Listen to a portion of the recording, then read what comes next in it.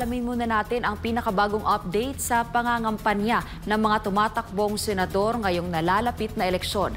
Narito si Carlo de la Peña para sa buong detalye. Siyam na araw na lang bago ang halalan, kaya naman lalong umiinit ang laban sa pagkasenador.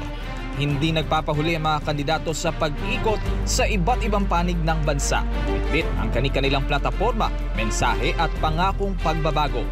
Mula barangay hanggang lungsod, todo hataw sa kampanya para makuha ang puso ng taong bayan. Narito ang tumitinding kampanya ng mga tumatakbong senador sa ating campaign tracker.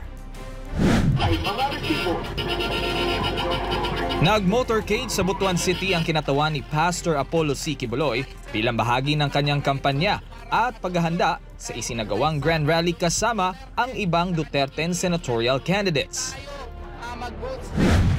Taos-pusong suporta naman na natanggap ni Senator Bongo mula sa mga Bulakenyo matapos siyang mag-motorcade. They're not political, they're economic. Tinalakay naman ni Gringo Honasan ang mga isyong pang-ekonomiya at seguridad sa dinaluhan niyang forum sa Kamuning, Quezon City.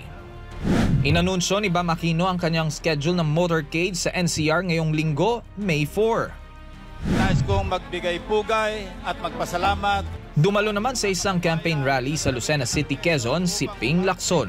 Inanunsyo na rin niya ang kanyang pagbisita sa probinsya ng Batangas ngayong araw. Nag-motorcade at nilibot naman ni Marval Buena ang mga residente sa North Caloocan. Ako po si Attorney Jimmy Bondoc.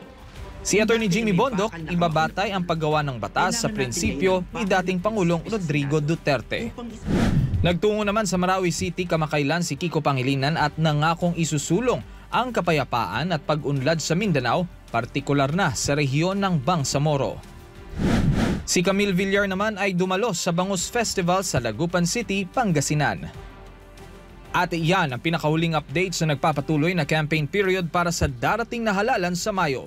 Patuloy nating bantayan ang bawat galaw, plataporma at paninindigan ng mga kandidato para mas maging matalino at mapanuri tayo sa pagpili ng ating susunod na mga senador. Para sa mas marami pang updates, manatiling nakatutok dito lamang sa SMNI News. Para sa Diyos at sa Pilipinas kong mahal, Carlo de la Peña, SMNI News.